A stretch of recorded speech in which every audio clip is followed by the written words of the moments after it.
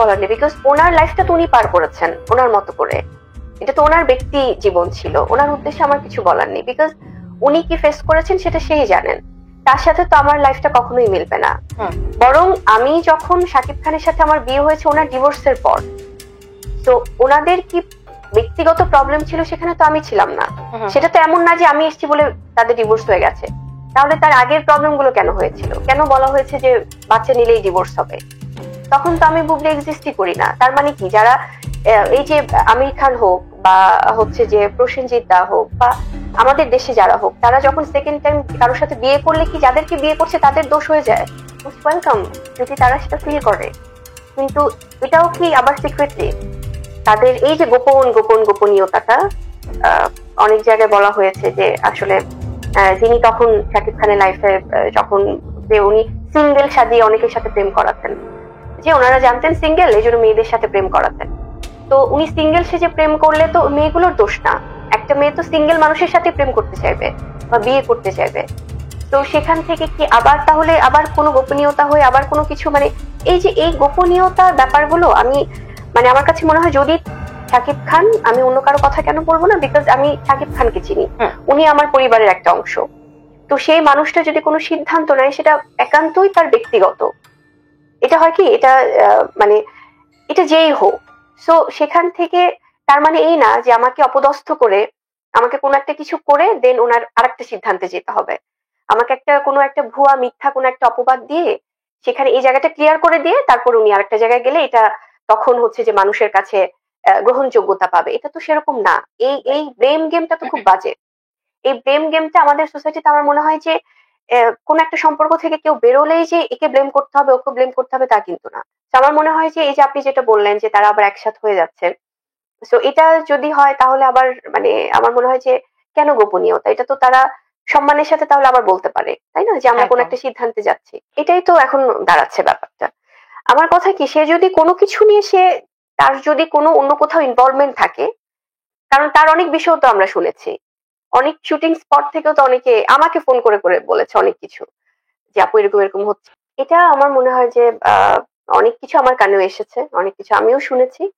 তবে কারোর সাথে আমার ব্যক্তিগত কোনো কখনোই কোনো প্রবলেম হয়নি, বিকজ কারোর সাথে কোনো প্রবলেম করার আগে আমি আগে শাকিব খানের সাথে কথা বলবো। রাইট, কারণ আমি উনি আমার সবচেয়ে কাছের, আমি আগে তাকে জিজ্ঞেস করবো।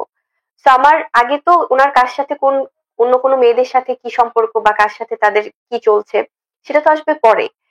সো আমি এভাবে মানি। তো আমার কাছে মনে হয় যে যদি ওনার ব্যক্তি কোনো সম্পর্ক অন্য কারো অনেকের সাথে থেকে থাকে বা কারোর সাথে থেকে থাকে, সেটা আমার মনে হয় যে সেখান থেকে আমি জোর করার কেউ না। এটা যদি কখনো হয়, বা আমার কাছেও তো অনেক কিছু এসে, আমি যখন আমেরিকাতে ছিলাম তখন এসছে, অনেক মুভির সেট থেকে এসেছে, কিন্তু আমার কোনো নায়িকার সাথে কখনো আমি এগুলো নিয়ে কোনো কিছুতেই জড়াইনি, বিকজ যে ব্যক্তি মানুষটা উনি যদি ওনার মন থেকে যদি কোনো সিদ্ধান্ত আসে সেটা একান্তই তার, না কখনোই না। কারণ আমাদের যেটা হয়েছে যে আম, যখন 2020 সালে যখন শেহজাদ আসে তখন তো আসলে সরি বাধা থাকবে কেন, মানে বাধার ব্যাপারটা ছিল না বলে তো উনি হয়তো বলতে পারে যে উনি ওনার মতো করে চেয়েছিল যে সংসার যেন আমি করি, তাহলে তো আর ওই বাধার কথাটাই তো আসার কথা না, বিকজ সেও তো চেয়েছে, আমার মনে হয় যে সেও তো চেয়েছে একটা সুন্দর সংসার। আমি সিজনাল বাবা চাই না আমার লাইফে, হঠাৎ করে বছরে একবার এসে খেললো বাচ্চার সাথে, হঠাৎ করে একটা কিছু হলো যেটা হচ্ছে শেহজাদের জীবনে, হঠাৎ করে একটা ইয়ে, অথচ তার বাইরে আমার এই প্রত্যেকটা দিন আমার ওর সাথে আমার সমস্ত দায়িত্ব পালন করতে হয়, আমার তো ওর জন্য আমাকে কাজ করতে হয়, ওর অনেক রেসপন্সিবিলিটি, একটা সন্তানকে তো আমাকে টেক কেয়ার করতে হচ্ছে, এবং আমারও আমার প্রতি দায়িত্ব আছে। তো সেই জন্য আমি কাজ করলে যদি সেটা প্রবলেম হয়ে যায় কারোর জন্য, আমার কাছে মনে হয় যে আসলে দিন শেষে তো 24 আওয়ার্স সে যার আমার সাথে থাকে, ওর সবকিছু লুক আফটার আমাকে করতে হয়। তাহলে আহ হঠাৎ করে উনি অনেক সময় বাবা হিসেবে বলে থাকে যে সন্তানের জন্য আমি আছি, সন্তানের সবকিছু আমি দেখছি, ওটা কোথায়? আমি ওনার ডিসিশন গুলোতে সবসময় আমি প্রায়োরিটি দিয়েছি, বিকজ আমার কাছে মনে হয়েছে যে যে মানুষটার সাথে আমার ইনভলভমেন্ট হয়েছে, যার সাথে আমার বিয়ে সন্তান সবকিছু, ডেফিনেটলি সে আমার জীবনের একটা বড় অংশ। না হলে কিন্তু অনেকে আমাকে এটাও বলে, জাস্ট হয়তো আমি জানি না তারা কোন মানসিকতা নিয়ে বলে, তারা কিন্তু আমাকে ব্যক্তি মানুষ হিসেবে জানেও না, চেনেও না, কিন্তু তারা কিন্তু অনেক সময় বলে যে আচ্ছা বিয়ে হয়েছে বাট এত তাড়াতাড়ি কেন বেবি নিল, এত তাড়াতাড়ি কেন বেবি নিয়েছে, নিশ্চয়ই বিকজ আমি তো সংসারটাই চেয়েছি, আমি তো চাইনি যে বিয়ের পরে অনেক বছর কাজ করব, অনেক মানে লুকিয়ে, বাট আমি আমার ক্যারিয়ারটা আমি বিল্ড আপ করবো, তারপর যে আমি বাচ্চা নিব, আমি তো এটা চাইনি। আমি এই গেমগুলো না নিতে পারছি না, আসলে আমি এই গেমগুলো আর নিতেই পারছি না। আমার কি ভুল হয়েছে আসলে এটা আমার, হ্যাঁ ডেফিনেটলি আমার ভুল হয়েছে যে আমি তখন তাকে বিশ্বাস করেছিলাম, তার ওই প্রেজেন্টেশনটা আমি হয়তো আমার কাছে সত্য মনে হয়েছিল। এই ভুলটার জন্য, ওই ভুলটার জন্য আমি শুধু তার পাশে ছিলাম বলে কিছু মানুষ আমাকে ভুল বুঝেছে, এটা তো সত্য। কারণ আমার তো আসলে যে মানুষটার তার সাথে তখন ইনভলভ ছিল ওই মানুষটার সাথে তো আমার কোনো প্রবলেম নেই, ওই মানুষটার সাথে কখনো আমার দেখাই হয়নি, আমার তো তার সাথে কোনো কোন্দল হবার কথা না।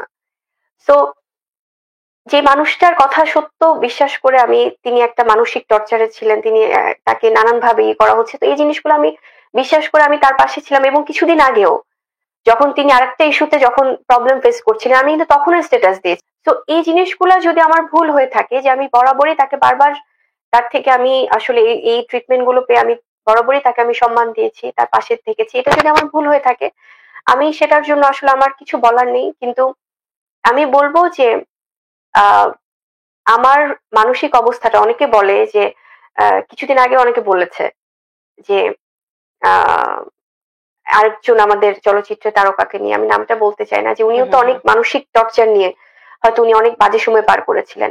তো আমিও তো দিন শেষে একজন মানুষ, যে মানুষটার জন্য কিছু মানুষ আমাকে ভুল বুঝেছে কয়েক বছর আগে, সেই মানুষটা এখন আমাকে আবার ভুলের মধ্যে ফেলছে কিছু মিথ্যা মানে ব্যাপার এনে।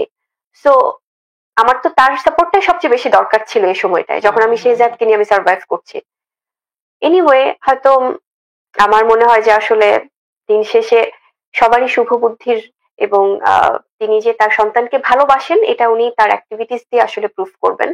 কিছু বলার নেই ওনার উদ্দেশ্যে, কারণ আমি আহ এর মধ্যে হয়তো যাবে দু একটা প্রোগ্রামে আমি অনেক ইমোশনাল হয়ে গিয়েছিলাম আহ এই টপিক গুলোতে যখন এসছে, কারণ আমার সামনে তো অনেক কিছু ভেসে আসে, আমি অনেক কিছু দেখতে পাই, কারণ অডিয়েন্স তো অডিয়েন্সের জায়গা থেকে কথাগুলো হয়তো শুনছে, বাট আমাকে যখন অনেক কিছু প্রশ্ন করা হয় তখন আমার চোখের সামনে অনেক কিছু চলে আসে।